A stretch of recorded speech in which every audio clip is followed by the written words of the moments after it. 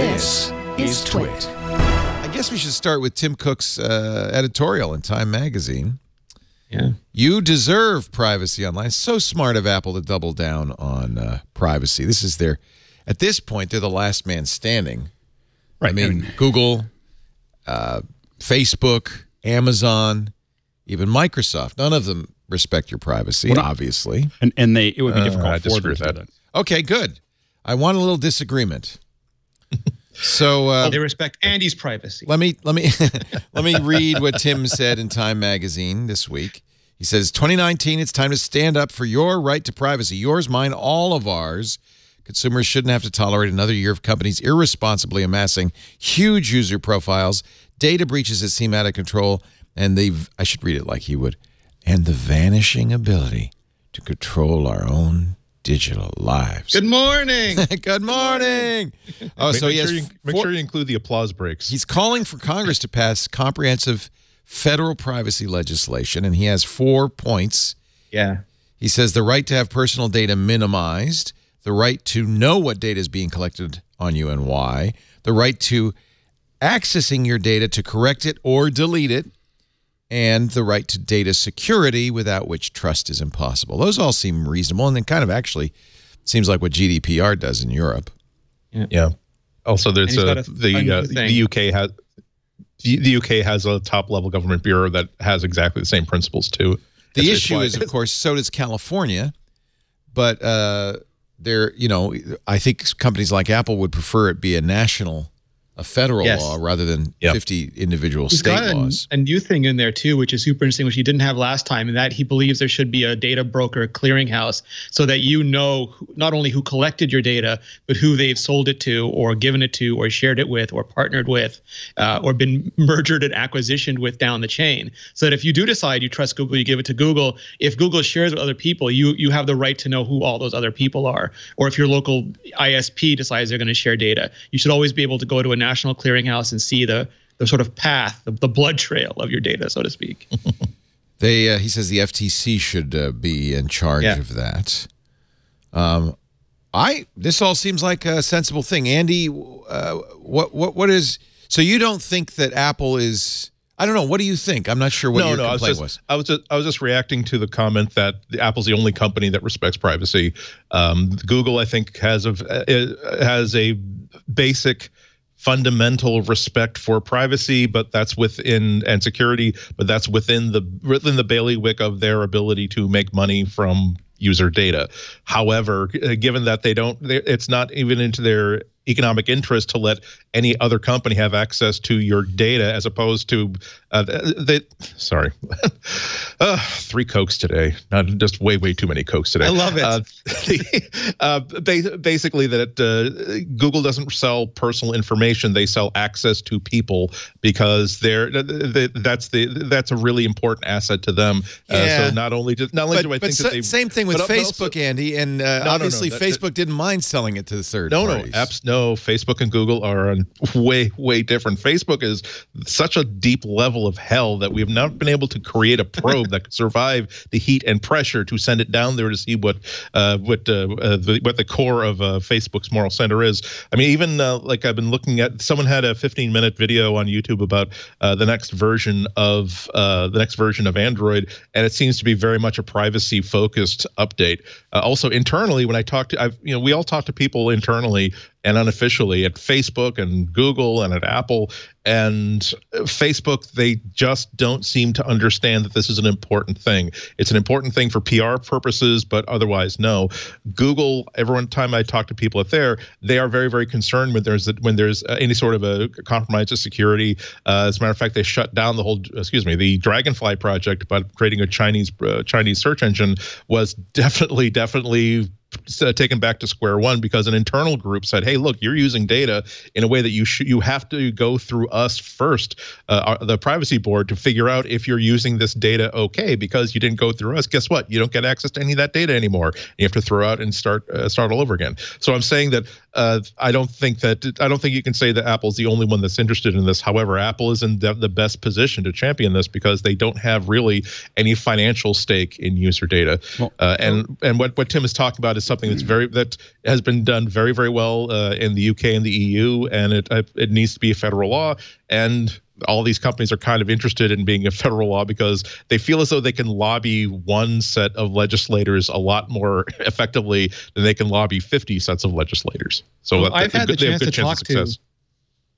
talk to a lot of the people inside, and it's very interesting because they all have their different perspectives. When you talk to Apple's security team, they don't want anyone to have your data. They don't even want Apple to have it if they can possibly do it. They just want you to have your data, and they'll try to do stuff with it as best as they can for you, but really they have no interest in your data.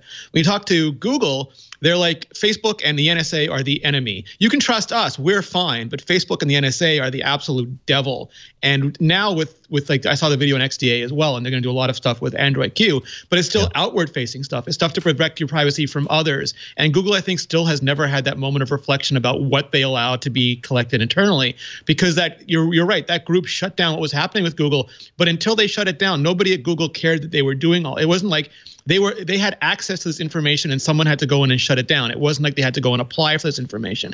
It's still a very free boot culture within there, and I don't think they respect it. I think they're wise to know that people will get super angry when they don't, and they'll react to it when they do. But there's still no culture of we need to go and ask permission before we do this. And Facebook, exactly what Andy said, is sort of like we're connecting the world and don't bother us with the details while we do it. I disagree. I think that the situation with Dragonfly was a special situation because they're not talking about data that Google was collecting on its own users. I think one of the reasons why it was able to happen was because this is a Chinese internet sort of homepage, like launch page, that Google had bought a while ago, and it was easier for the team that was developing the search engine to get access to that data because it was kind of on the periphery of what Google is collecting and not so. I disagree, but only because the conversations I've had with people inside Google is not in sync with what the conversations apparently that you've had with these people. And as we always, every time we talk about this, there's always again that flip side of things. That, for instance, if you, I say often that the best Google features are right at that balance point between incredibly cool and incredibly creepy. So like, if you're using Gmail as your main inbox, you suddenly get a reminder to say, "Oh, remember how you signed up for newspapers.com for that 30-day free trial? Well, that was 28 days ago, and if you don't cancel it in the next 2 days, they're going to charge you $120 for the 1-year subscription." And at one point, you say, "Wait a minute, Google has been like looking through my emails for." Actually, I totally forgot about that. Thank you for saving me $120, Google. Tap, tap, tap, tap, tap. But hey, you shouldn't have been looking at my data that way.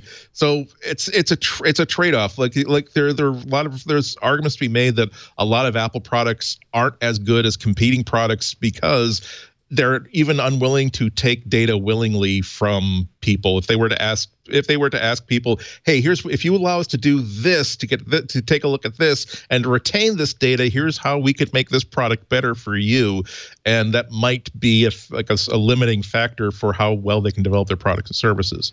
Well, I think that Apple has the advantage here and will always have the advantage because they're not making money on your data, and they're just always going to be able to play this game much harder than everyone else. They are because they're and they're not going to. And as we move into Internet of Things, I think people are going to become more and more sensitive to the fact that Ring sent video to the Ukraine and Amazon accidentally sent a bunch of records to other people. Yes. So the thing is that and I think the mistake Apple's made with Internet of Things, for instance, is not releasing more hardware, not doing their own bits and pieces here, and making sure that they kind of set the pace for them. Actually going in the opposite direction because they used to require that chip, and now they just do software. And I think that's a mistake. I think that Apple should triple down on it. And let's look at these 4 points and grade Apple on these 4 points, and other companies too. The right to have personal data minimized. Now that you have to trust the company to do that. Cook says companies should really be thinking, do I need to collect all this data that I'm collecting? And actually, this is the point in surveillance capitalism where Shoshana Zuboff says Google collected it just by accident. It was data exhaust and then realized its value later. Apple, you think? I think Apple probably does do this. You can trust the technologies. I mean, like I said, I never trust the company, but I trust the technologies. And if they're using AES encryption, if they're using differential privacy, and you can go through the chain and they publish those white papers, and people have hacked into their systems enough to see like they've gone through. Yeah, we don't really. I mean, you can't know with any company. Maybe more with Apple than others, but you can't know with any company how much they're collecting and whether they're really minimizing and anonymizing and how effective their anonymization is and all that stuff. But I think we can say Apple's probably doing this. Yes. Why wouldn't they, right? There's no incentive for them to do otherwise. And once you speak the way you do, if you're caught not doing it, then it's a world of hurt for you. How about, and of course, Google is probably collecting everything they can. We know Facebook's collecting everything they can. We know Amazon's collecting everything they can. Right. What Zuboff says is, I didn't know this, but there was, when Larry and Sergey presented PageRank in 1998 to a web conference, Larry said, and of course, you can't take advertising or sell advertising against this data because it would, no matter what, even if you didn't want it to, compromise the quality of your search. That search has to be, he said this explicitly, what I've said for a long time, which is search kind of has to be agnostic. It has to be pure. It has to be pure. And Zuboff says what happened was they basically invented surveillance capitalism after the .com bust because their investors came to them and said, guys, you got to monetize now. And they said, oh, well, look, we accidentally have all this data from our users. Let's use this. And they turned around. So we know Google's doing it and discovered it. This is the fear, though, is maybe companies are accidentally gathering this and haven't yet seen the value of it. And then down the road, they go, oh, look at this trove of data. Or they get bought by a company. Or they get bought. The data, or the government comes to them. Or what happens is it's not the any vertical of data that's being gathered. It is the combination of all of them that gives someone a crystal clear vision of a even given across person. Companies. Yeah, well, and Facebook not only gathers a lot of data from their users, but they buy a lot of data. Right. To build that. Right. And frankly, so does Google and we know Google does this because they've offered their advertisers the information about when a user goes into a brick and mortar store and buys something with a credit card. Look, that was from your ad. So that they're buying credit card purchase data. And to your previous point, we've seen them use Google results when other companies' results are better at the top of their search because they want to promote their own version of that business. And because before it was all about it has to be the best result, we'll do anything with the best result. But over time that gets compromised because you're like, well, we can't build our business if we don't give more people to it. So we'll just push this TripAdvisor. But here's a data point. Here's a data point, and that data point is $9 billion, which is what Google pays Apple or paid Apple last year. For all of the data from Safari searches. The biggest hole with all four of these is the Google search inside of the iPhone. Yeah. Or the minute you put a Facebook app on the iPhone. So what Apple doesn't control is what other people are doing with their hardware. Right. They may not be collecting it, but it's a little bit hands.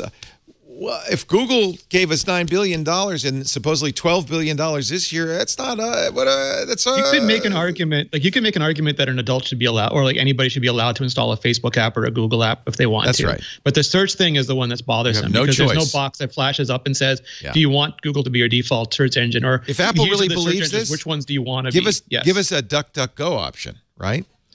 Yeah, totally. Or at least give us that browser roulette thing that they did in the EU where it lets you choose at the beginning. Second, the right to knowledge. And I like this, to know what data is being collected and why. How forthright is Apple about that? Do they tell us? We know Google does, by the way. Google's dashboard is very good in this regard. Apple has a download. You download a big binary blob, and it has things like you made an iTunes purchase on January 3rd. And that's only since GDPR, though, right? That's new. Yeah. Yeah. That's because they were required to do it. And because they never collected enough to actually, they never did it internally. They had no interest in it. If you look at the downloads, they don't have a structure for what their data looks like. When you download it, it's not very much stuff. Because they don't want it. No, Apple specifically doesn't want to, they don't want to be accountable for it. That's the first one. Minimize, right? And that's the first point. And Apple's they're trying to burn all the bridges behind them as they, because they're trying to get into a situation where, like, if you look at this fight, which I still think is going to be a big deal from Australia, is Apple's trying to just basically cut off, break everything so that it would take a long time and be really hard to even get back to getting your data. They're going as far the opposite direction of the search companies and social companies as you can. Third point, the right to access, and that's that download that Apple offers. Google offers the same thing. I don't know how complete it is. Facebook now does too. I think that's GDPR requiring it. Yeah. So it's not like they had any choice. So everybody now, thanks to and this is why a national law would be a good thing, because companies aren't going to do it until until they have to do it, right? And finally, the right to data security, and this is a real problem.